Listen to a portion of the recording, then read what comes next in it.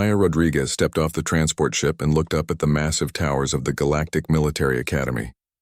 The buildings stretched high into the purple sky of Centauri Prime, their silver walls gleaming in the light of twin suns. Ships from dozens of worlds filled the landing bay around her. She had never seen so many different alien species in one place.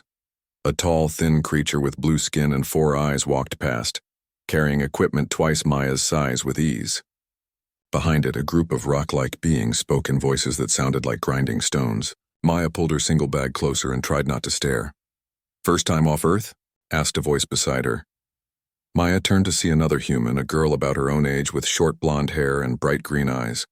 She wore the same gray cadet uniform Maya had been given. "Yes," Maya said. "I'm Maya Rodriguez. Katie Brooks," the girl replied with a smile. "I'm from the Mars colonies. Let me guess. You scored in the top 1% on the entrance exams?" Maya nodded. "You too?" "Had to. It's the only way humans get in here." Katie picked up her bag. "Come on, let's find our rooms before the good ones are taken." They walked through corridors filled with alien cadets. Most were much larger than the humans. The Carathians were the biggest, standing 8 feet tall with 4 arms and shell-like skin. They moved with confidence, talking loudly and taking up space like they owned the academy. Maya and Katie found their room assignments on a digital board. They were roommates, which made Maya feel better. At least she would have one friend here. Their room was small but clean, with 2 beds and study desks. Through the window, Maya could see the training fields where cadets practiced combat exercises. Most of the figures down there looked much bigger than humans. "Don't let it worry you," Katie said, noticing Maya watching. "Size isn't everything." The next morning, Maya attended her first classes. The subjects were familiar: military history, tactics, and engineering. But the teachers were not. Her history professor was a floating gas creature that spoke through a translation device. The tactics instructor was a Carathian general with scars across his shell-like face. During lunch, Maya sat with Katie and met Luke Martinez, another human cadet from Earth's moon bases. He was quiet but friendly with dark hair and serious brown eyes. "How are you finding the classes?" he asked. "Different," Maya said. "But interesting." "Wait until combat training starts," Katie said. That's where things get tough for humans. She was right. When Maya attended her first combat class, she quickly understood what Katie meant. The instructor was General Zektar Voss, a massive Carathian with 4 powerful arms and cold black eyes. He looked at the human cadets like they were insects. "Combat is the heart of military service," General Voss announced to the class. "Only the strong survive in real battle. The weak become casualties." His 4 eyes focused on the human cadets as he spoke. The message was clear. The first exercise was simple hand-to-hand combat. Maya watched as alien cadets fought each other with natural weapons: claws, extra arms, and thick protective skin. When her turn came, she was matched against a Carathian cadet named Thekmor. Thekmor was young for his species, but still twice Maya's size. He had the typical Carathian confidence, flexing his forearms and clicking his claws together. "This will be quick," he said in accented English. Maya had learned to fight from her father back on the farming colony where she grew up. Tom Rodriguez had been an Earth military instructor before becoming a farmer. He taught Maya that size and strength were not everything in a fight. Speed, balance, and thinking could beat raw power. But she also knew that showing her full abilities here would not be smart. The other cadets and instructors expected humans to be weak. If she fought too well, it might cause problems. So when Thekmor charged at her, Maya dodged and fell down as if his blow had been too strong. The Carathian cadet in the watching class laughed. General Voss nodded with satisfaction. "Humans must learn their place," he said loudly. "In real combat, you would be dead." Maya got up slowly, pretending to be hurt. But inside, she was angry. She could have thrown Thekmor easily if she had wanted to. Her father had taught her techniques that these aliens had never seen. After class, Katie found Maya sitting alone in the cafeteria. "Don't let it get to you," Katie said. "We all have to deal with this." "It's not fair," Maya said. "They judge us before we even try." "Maybe," Katie replied. "But we're here to learn, not to prove anything to them." But Maya was not so sure. Over the following weeks, the pattern continued. In every combat exercise, the human cadets were matched against larger, stronger aliens. They were expected to lose, and they usually did. General Voss used these defeats as teaching moments about human weakness. The alien cadets began to treat the humans differently too, not with hatred, but with a kind of protective pity. They helped humans carry heavy equipment and spoke to them like children who needed guidance. Luke seemed to accept this treatment, focusing on his studies and avoiding conflict. Katie dealt with it by making jokes and staying cheerful. But Maya found it harder each day. She called her father on Earth using the Academy's communication system. "How are you doing, mija?" Tom Rodriguez asked. His weathered face filled the screen. "It's difficult, Papa," Maya said. "They think humans are weak." Tom was quiet for a moment. "Are you weak?" "No, then show them. But be smart about when and how." Maya thought about her father's words as she attended more classes. She watched the alien cadets carefully, learning their fighting styles and weaknesses. The Carathians were strong but slow to change direction. The rock-like granite species hit hard but had trouble with fast-moving targets. In tactics class, Maya often had better ideas than her alien classmates. Human military history was full of small forces defeating larger ones through clever planning, but when she raised her hand to speak, General Voss usually ignored her or dismissed her suggestions. "Humans think too much and act too little," he would say. Maya kept her anger inside, but it was growing stronger every day. She began training alone in the early mornings, practicing the combat techniques her father had taught her. Katie sometimes joined her, and slowly Luke began training with them too. "Why are we hiding what we can do?" Maya asked one morning after a particularly good training session. "Because they're not ready to see it yet," Katie replied. Maya wondered if they would ever be ready, and she wondered how long she could keep pretending to be something she was not. 3 months had passed since Maya arrived at the academy. The daily routine of classes, training, and being treated like a child had worn down her patience.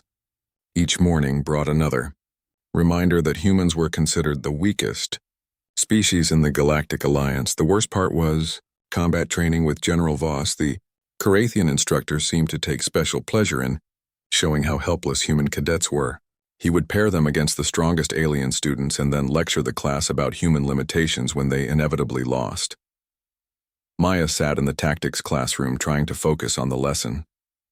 General Voss was explaining a famous battle from the Carathian Wars. His forearms moved as he pointed to the star map, showing how superior numbers and strength had won the day. "This is why warriors train," he said. "Raw power, properly applied, defeats cleverness every time." Maya raised her hand. She had studied this battle in her Earth military history classes. There were important details that General Voss was leaving out. "Yes?" the general said, sounding annoyed. "Sir, didn't the defending force actually win that battle?" Maya asked. "The historical records show they used the terrain to force the larger army into a narrow pass, then attacked from multiple directions." The classroom went quiet. Several alien cadets turned to look at Maya with surprise. No one usually questioned General Voss. "The historical records are wrong," General Voss said firmly. "Carathian military archives are the only reliable source for Carathian battles." "But sir," Maya continued, "the independent observers from 3 different species all reported the same outcome. The smaller force won through better tactics." General Voss's black eyes focused on Maya with intense dislike. His forearms crossed over his massive chest. "Cadet Rodriguez, perhaps humans have a different definition of victory," he said. "In real military operations, wishful thinking does not change facts." Some of the alien cadets laughed nervously. Maya felt her face get hot, but she stayed calm. "I understand, sir. I was just noting that the battle reports from multiple sources all agree on the tactical details." "Are you suggesting that I am teaching false information?" General Voss asked. His voice was dangerously quiet. Maya realized she had pushed too far. But she could not back down now without looking even weaker. "No, sir. I'm just offering additional perspective on the tactical situation." The general stared at her for a long moment. Then he smiled, which somehow looked worse than his anger. "I see. The human cadet thinks she understands military tactics better than her instructors." He walked closer to Maya's desk. Even sitting down, she had to look up to meet his eyes. "Tell me, Cadet Rodriguez, how many battles have you fought?" "None, sir." "How many military campaigns have you studied at command level?" "None, sir." "How many years of military experience do you have?" "None, sir." General Voss turned to address the entire class. "Here we see the human problem. No experience, no victories, no understanding of real combat. Yet they think their opinions matter." Maya felt her anger growing, but she forced herself to stay quiet. Around her, she could see other cadets looking uncomfortable. Even some of the aliens seemed to think the general was going too far. After class, Katie and Luke caught up with Maya in the hallway. "You need to be more careful," Luke said quietly. "He's looking for reasons to get rid of human cadets." "I was just correcting a historical fact," Maya replied. "Are we supposed to pretend that lies are true?" "Sometimes," Katie said, "if it keeps us here long enough to graduate." But Maya was tired of pretending. That afternoon in combat training, her frustration reached a breaking point. The exercise was war game simulation. The class was divided into teams and given a tactical scenario to solve. Maya's team included 2 Carathians, a Granite, and Luke. The scenario was a rescue mission. A small team had to extract prisoners from a heavily defended base. The Carathian team members immediately started planning a direct assault using maximum force. "We go in fast and hard," said Tekmor, the Carathian cadet Maya had fought on her first day. "Break through their defenses and grab the prisoners." "That will get everyone killed," Maya said. "Look at the defensive positions. They have overlapping fields of fire covering the main approaches." "Then we use more force," said the other Carathian. Maya pulled up the tactical display and showed them her analysis. "There's a drainage system that runs under the base. A small team could infiltrate through there, disable the main power, and create a distraction while the rescue team extracts the prisoners through the confusion." Luke nodded. "That could work. Lower casualties and higher success rate." But the Carathians were not interested. "Humans always want to hide and sneak," Tekmor said. "Real warriors fight directly." When they presented their plans to General Voss, he immediately dismissed Maya's strategy. "Elaborate schemes fail under pressure," he declared. "Simple, direct action succeeds." "But sir," Maya said, "the simulation parameters show that direct assault has less than a 20% success rate." General Voss turned his full attention to her. "Are you questioning my tactical judgment, Cadet?" "I'm analyzing the mission parameters, sir." "No," the general said firmly. "You are showing typical human weakness. When faced with a challenge, humans look for ways to avoid it instead of confronting it directly." Maya felt something snap inside her. Months of insults and dismissive treatment suddenly felt like too much. "Maybe humans look for ways to win instead of ways to die gloriously," she said. The training room went completely silent. Every cadet stared at Maya in shock. No one spoke to General Voss that way. The general's forearms slowly uncrossed. His black eyes fixed on Maya with cold fury. "What did you say, Cadet?" Maya knew she should apologize. She should back down and accept whatever punishment he gave her. But she was tired of being treated like she was worthless. "I said maybe humans prefer winning to dying," she repeated clearly. General Voss took a step closer. His massive form towered over her. "You think you understand warfare, little human? You think your soft species knows anything about real combat?" "I think we know enough not to throw away lives for no reason," Maya replied. The general's voice became very quiet and very dangerous. "Perhaps you need a lesson in real discipline. The kind that teaches respect." Maya could feel the tension in the room. The other cadets sensed that something bad was about to happen. Even the aliens looked worried. "Stand up, Cadet Rodriguez," General Voss ordered. Maya stood. The general was more than twice her height and probably 4 times her weight. "You question my tactics. You disrespect my experience. You show no understanding of your place here." His forearms gestured aggressively. "Maybe it is time you learned what real strength looks like." Maya realized what was happening. The general was going to make an example of her in front of the entire class.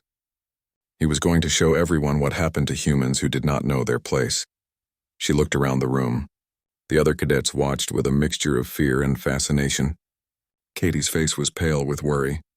Luke looked like he wanted to say something but did not dare. General Voss raised one of his massive clawed hands. "This is what happens to cadets who forget the difference between instructors and students." Maya had a choice. She could let him strike her and accept the humiliation, or she could do something that would change everything. Her father's voice echoed in her memory. "Show them. But be smart about when and how." Maya looked up at General Voss and made her decision. "I'm ready when you are, sir," she said calmly. General Voss drew back his massive clawed hand. Around the training room, 40 alien cadets watched in shocked silence. This had never happened before. Instructors did not fight students, especially not a general against a first-year cadet. Maya stood perfectly still, her feet shoulder-width apart, hands loose at her sides. She looked small and fragile next to the 8-foot Carathian general, but her dark eyes were calm and focused. "Last chance to apologize, human," General Voss growled. "Admit you were wrong and show proper respect." Maya met his gaze without flinching. "I have nothing to apologize for, sir." The general's forearms tensed, his black eyes filled with rage at her continued defiance. "Then learn your lesson." He swung his clawed hand down toward Maya's face. It was not meant to be a killing blow, but it would have been enough to knock her unconscious and mark her face with permanent scars, a lesson that would follow her for the rest of her life. But Maya was not where his hand expected to find her. Years of training with her father had taught Maya to read an opponent's movements. She saw the general's shoulder shift slightly before he attacked. She noticed how his weight moved to his forward foot. Most importantly, she saw the overconfidence in his eyes that made him careless. As the clawed hand came down, Maya stepped forward and to the side instead of backward. The movement put her inside the general's reach, where his longer arms became a disadvantage instead of a strength. Her right hand shot up and grabbed the general's wrist, stopping his attack. At the same time, her left hand seized his upper arm just above the elbow joint. The general's eyes widened in surprise. No human should have been fast enough or strong enough to stop his strike. But Maya was not finished. Using the general's own momentum against him, she pivoted on her left foot and drove her right hip into his center of balance. Earth's higher gravity had given humans dense muscle fiber and strong bones. Maya's small frame contained more power than it appeared to hold. The throw was perfect. General Voss, all 400 pounds of him, flew through the air and crashed down onto the metal floor of the training room. The impact echoed through the chamber like thunder. His thick exoskeleton cracked audibly as he hit the deck. For a moment, nobody moved. Nobody breathed. The most powerful military instructor at the academy lay flat on his back, staring up at the ceiling in stunned confusion. Maya stood over him, breathing hard but controlled. Her dark hair had come loose from its tie during the throw, framing her face. She looked down at the general with calm, steady eyes. "Are you hurt, sir?" she asked politely. General Voss tried to sit up and winced in pain. One of his forearms was bent at an odd angle. Green blood seeped from cracks in his shell where he had hit the floor. The silence in the room was complete. 40 alien cadets stared at Maya like they had never seen a human before. Some of their mouths hung open in shock. Others backed away as if Maya might attack them next. Katie was the first to speak. "Maya," she whispered. "What did you just do?" Maya looked around the room at all the staring faces. Carathians, granites, cetaceans, and others.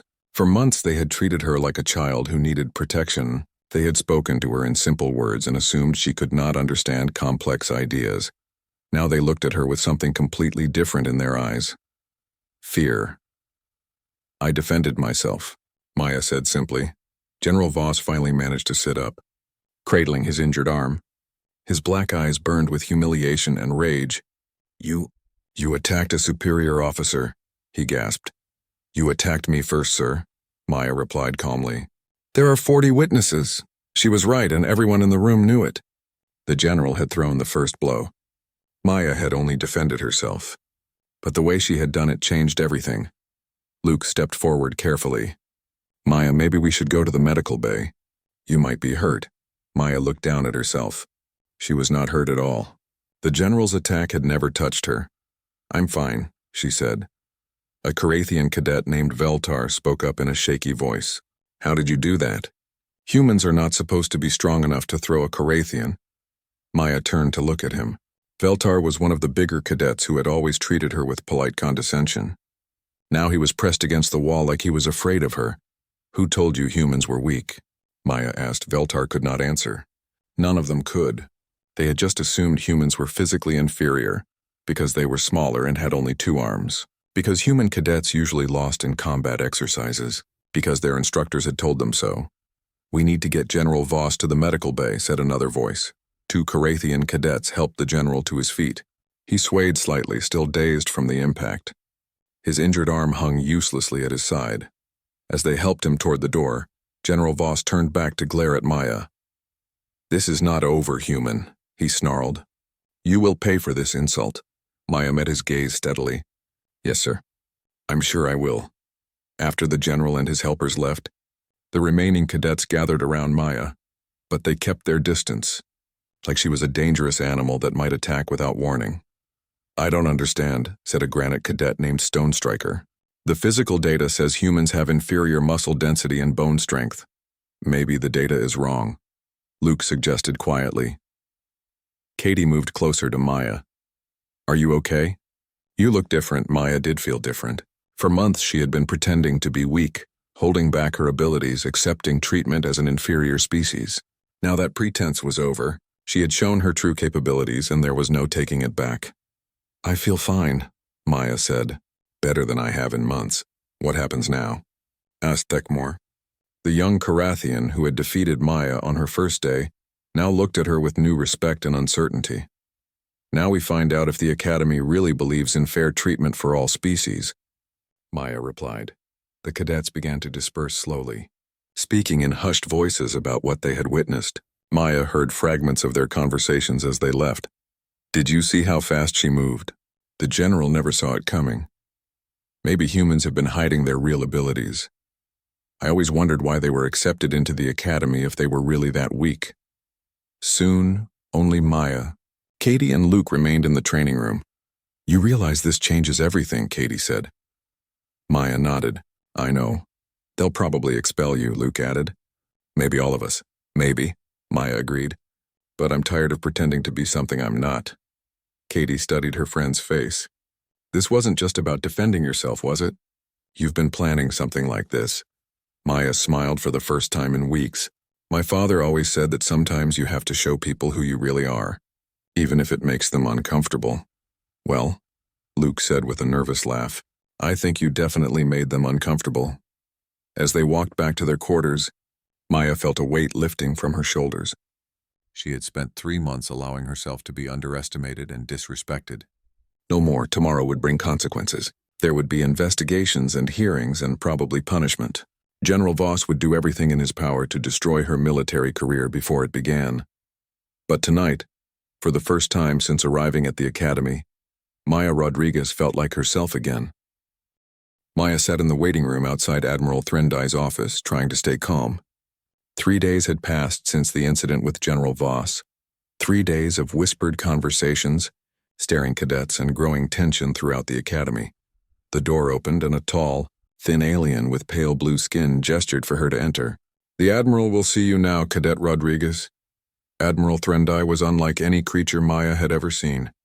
The cetacean leader floated in a tank of blue liquid that allowed her to survive outside her homeworld's oceans. Her large, intelligent eyes studied Maya as she entered the office. Sit down, Cadet, the Admiral said. Her voice came through speakers around the tank, translated from the clicking sound she made underwater. Maya took the chair across from the tank. The office was simple but elegant, with star charts covering the walls and models of various alien spacecraft on floating shelves. Do you know why you are here? Admiral Threndai asked. Yes, ma'am. General Voss has filed charges against me for assaulting a superior officer. Indeed he has. He is also demanding your immediate expulsion from the Academy and a court-martial for violent conduct. The Admiral's large eyes never left Maya's face. What do you have to say about these charges? Maya had prepared for this moment. She knew her military career was probably over, but she would not lie about what happened. I defended myself when General Voss attempted to strike me, ma'am. I used only the force necessary to stop his attack. General Voss claims he was administering discipline for your insubordination and disrespect. General Voss was angry because I corrected false information. In his tactical lesson, Maya replied calmly. When I continued to present factual data, he decided to physically assault me to maintain his authority. Admiral Threndai was quiet for a long moment. Cadet Rodriguez, are you aware that no student in the history of this academy has ever successfully defended themselves against a Carathian instructor? No, ma'am. I was not aware of that. Are you also aware that your combat performance evaluations list you as below average in all categories? Maya felt her face grow warm. Yes, ma'am. Can you explain this discrepancy? This was the question Maya had been dreading. She could lie and claim the throw was lucky. She could pretend she did not know her own abilities. But Admiral Threndai's intelligent eyes seemed to see right through any deception she might attempt. I have been holding back my true capabilities, ma'am. Why? Because I was told that was the smart thing to do. That showing my real abilities would cause problems. Admiral Threndai leaned forward in her tank. Who told you this? Other human cadets, ma'am. And my own observations. It seemed clear that the Academy expected humans to be weak and non-threatening. The Admiral was quiet again, processing this information. Cadet Rodriguez, I am going to ask you a direct question, and I want a direct answer. Are you and the other human cadets deliberately performing below your actual abilities? Maya met the Admiral's gaze. Yes, ma'am. We are. The words hung in the air between them. Maya had just confirmed what Admiral Threndai had suspected but hoped was not true. I see, the Admiral said finally. Wait here. Admiral Threndai activated her communications system and called for several people to join them. Within minutes, the office was crowded with Academy officials. General Korthax, a senior Carathian instructor, stood next to Dr. Sam Walker, the Academy's human science advisor. Dr. Walker, Admiral Threndai said, please explain to us the actual physical capabilities of human beings. Dr. Walker looked uncomfortable. He was a middle-aged man with graying hair and tired eyes. Maya recognized him from science classes but had never spoken to him directly. Admiral, I'm not sure this is the appropriate venue for Doctor, the Admiral interrupted. A cadet has just informed me that humans at this academy are deliberately hiding their true abilities. I need to understand what those abilities actually are. Dr. Walker sighed and pulled up a data display on his tablet.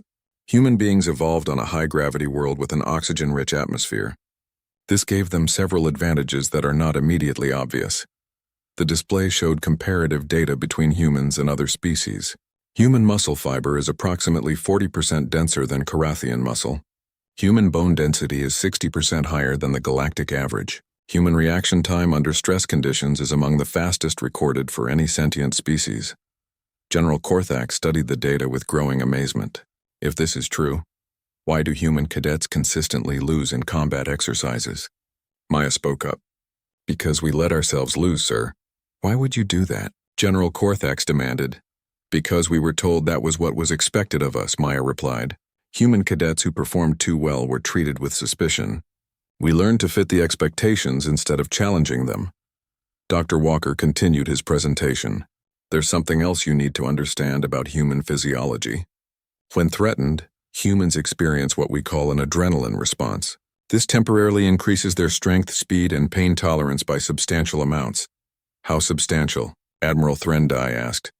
A human experiencing a full adrenaline response can lift twice their normal capacity and move 50% faster than their baseline speed.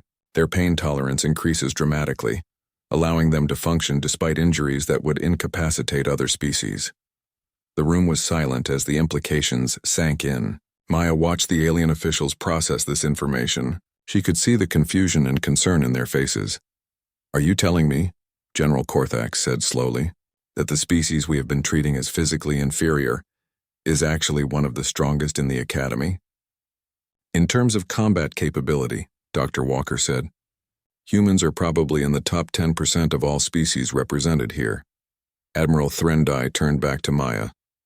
Cadet, I want you to explain exactly what happened in General Voss's training room. Maya described the confrontation in detail. How General Voss had become angry about being corrected. How he had decided to physically discipline her for showing disrespect. How she had been forced to defend herself when he attacked. At what point did you experience this adrenaline response Dr. Walker described? The Admiral asked. When General Voss raised his hand to strike me, ma'am. I knew he was going to hurt me badly if I did not stop him.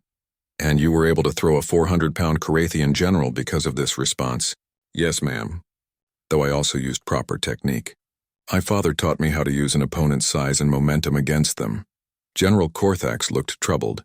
Cadet, if humans possess these capabilities, why were they not disclosed when Earth applied for Academy admission?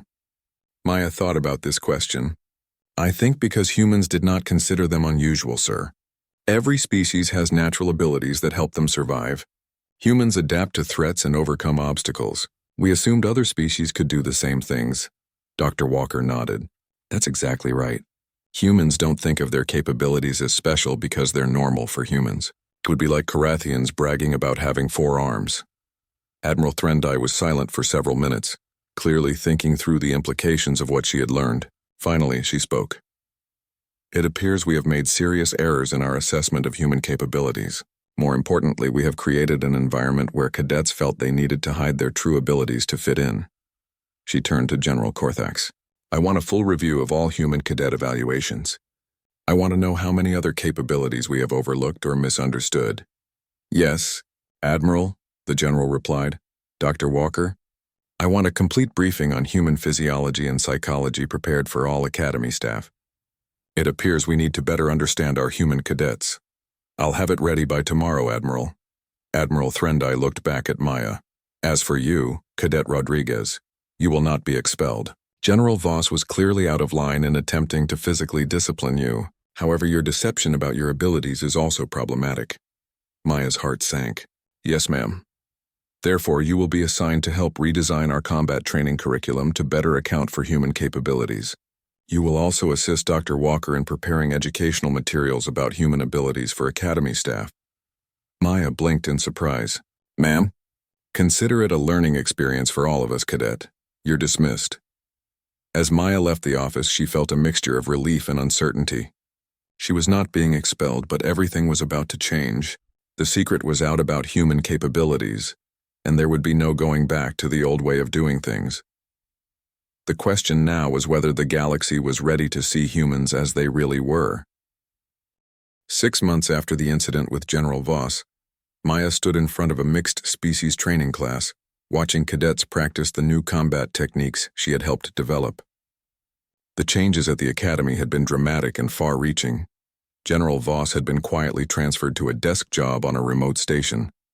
His military career was effectively over, destroyed not by losing to a human cadet, but by his own poor judgment in attacking a student. The Academy administration had made it clear that such behavior would never be tolerated again. Remember, Maya called to the practicing cadets, size and strength are just 2 factors in combat. Speed, technique, and adaptability often matter more. She watched as Thekmor, the Carathian cadet who had defeated her on her first day, sparred carefully with Luke. The dynamic between them had completely changed. Thekmor no longer assumed he would win easily. Luke no longer held back his true capabilities. The match ended with Luke using a joint lock technique to force Thekmor to submit. The big Carathian tapped out gracefully and helped Luke to his feet. Good technique, Thekmor said genuinely. I need to work on defending against grappling attacks. Maya smiled at the exchange. It had taken months for the alien cadets to adjust to the new reality about human capabilities. Some had been frightened at first, worried that the humans they had been protecting were actually dangerous. Others had been angry about being deceived, but gradually a new understanding had emerged. The alien cadets began to see that humans had never been trying to deceive anyone maliciously. They had simply been trying to fit into a system that did not understand them. Cadet Rodriguez, called a familiar voice. Maya turned to see Admiral Threndai approaching the training area. The cetacean leader was accompanied by several high-ranking officers Maya did not recognize. Admiral, Maya said, standing at attention. At ease, Cadet. I wanted to show our visitors the new training program you helped develop. Admiral Threndai introduced the officers as representatives from the Galactic Defense Council. They were evaluating the Academy's new approaches to multi-species training. We understand you have revolutionized combat instruction here, said General Ythtar, a tall alien with silver skin and large black eyes. I just helped correct some misunderstandings about human abilities. Sir, Maya replied. More than that, Admiral Threndai said. Cadet Rodriguez has helped us understand that every species brings unique capabilities to military service. We were so focused on standardized training that we were wasting the natural talents of our cadets. One of the visiting officers, a granite general named Stonecrusher, rumbled his approval. The early reports show significant improvement in overall combat effectiveness. It was true. Once the human cadets stopped holding back their abilities, the overall performance of mixed-species training units had improved dramatically. Humans brought speed, adaptability, and tactical innovation that complemented the raw strength of Carathians and the endurance of granites. More importantly, the alien cadets had begun pushing themselves harder. inspired by the humans' example of exceeding expectations. Show them the leadership exercise Admiral Threndai suggested. Maya called for the cadets to gather around. Today we're going to practice small unit tactics. I want mixed species teams of 5 cadets each. Work together to solve the scenario I give you. The cadets quickly formed teams without the racial divisions that had once been common. Maya noticed that several alien cadets actively sought to be paired with humans, recognizing the advantages of diverse capabilities. As the exercise began, Maya reflected on how much had changed. The alien cadets no longer spoke to humans in simple words or offered unwanted help with physical tasks. They treated humans as equals and partners. The changes had extended beyond the academy as well. Word of human capabilities had spread throughout the galactic military. Human applications to officer training programs had increased dramatically. More importantly, humans were no longer automatically assigned to support roles. They were being considered for combat commands and special operations units. After the exercise ended, Admiral Threndai dismissed the visiting officers and asked Maya to walk with her to her office. "I have news for you, Cadet Rodriguez," the Admiral said as they walked through the academy corridors. "Yes, ma'am. You have been selected for the Elite Honor Guard program. You will be the first human to receive this honor." Maya stopped walking in surprise. The Honor Guard was the most prestigious military unit in the Galactic Alliance.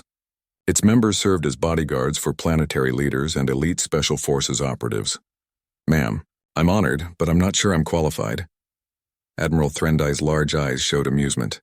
"Cadet, you single-handedly changed how the galactic military views an entire species. I think you can handle Honor Guard training." They continued walking toward the Admiral's office. "There's something else," Admiral Threndai said. "We've received a request from Earth's military command. They want to establish a joint training program between human military academies and galactic institutions." "That sounds like a good idea." "Ma'am, they specifically requested that you help design the curriculum. It seems your reputation has reached Earth as well." Maya felt a surge of pride.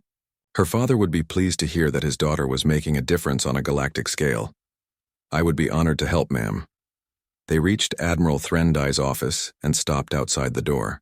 "Cadet Rodriguez, I want you to know that what you did that day with General Voss was more than just self-defense. You forced all of us to confront our assumptions and prejudices." "I was just defending myself, ma'am." "Perhaps. But sometimes the most important battles are fought by people who are just defending themselves." Admiral Threndai paused. "You showed us that strength comes in many forms.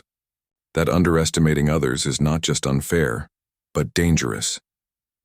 Maya thought about her first day at the academy, when she had felt small and out of place among the alien cadets. Now she was being offered positions and opportunities she had never dreamed of. "Ma'am, what happened to General Voss? I know he was transferred, but—" Admiral Threndai's expression became serious. "General Voss was a product of an old way of thinking.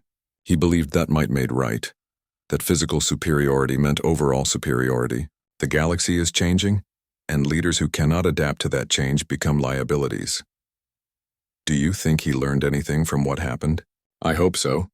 But whether he did or not, others certainly learned from watching what happened to him. Military leaders throughout the Alliance now understand that treating any species as inferior is both wrong and dangerous." As Maya prepared to leave, Admiral Threndai called after her. "Cadet Rodriguez, there's one more thing. The Academy is instituting a new motto, inspired by recent events." "What is it, ma'am?" "Judge not by appearance, but by action." Admiral Threndai smiled. It seemed appropriate. Maya walked back to her quarters thinking about everything that had changed since that day in the training room. She had arrived at the academy as an uncertain young woman, trying to prove herself worthy of being there. Now she was leaving as a leader who had helped change how an entire galaxy viewed her species. She found Katie and Luke waiting in her room, both wearing the insignia of their new assignments. Katie had been selected for the Academy's Tactical Analysis program. Luke was headed to Advanced Engineering School. "So," Katie said with a grin, "I hear someone is joining the Honor Guard." "News travels fast around here," Maya replied. "Are you nervous?" Luke asked. Maya considered the question. "A little, but mostly excited. For the first time since I arrived here, I feel like I can be myself without apology." They sat together in comfortable silence, watching the sunset through the window. Tomorrow they would leave for their new assignments. But tonight they were still just 3 friends who had survived their first year at the academy. Do you ever wonder what would have happened if you had just let General Voss hit you that day? Katie asked. Maya shook her head. No, I think everything happened exactly as it was supposed to. Sometimes you have to stand up for yourself, even when it seems impossible to win. And sometimes, Luke added, standing up for yourself changes everything for everyone else too. Maya smiled. My father always said that humans are at their best when they're facing impossible odds. I guess he was right. Outside their window, ships from dozens of worlds continued to arrive and depart from the academy. Each one carried cadets who would become the leaders of tomorrow's galaxy. And now, thanks to what had happened in a training room 6 months ago, those leaders would have a better understanding of what it meant to judge others fairly. Maya Rodriguez had come to the academy to prove that humans belonged among the stars. She was leaving having proved that everyone belonged, regardless of what others expected from them. The galaxy was a bigger place than it had been when she arrived, and that, she thought, was exactly as it should be.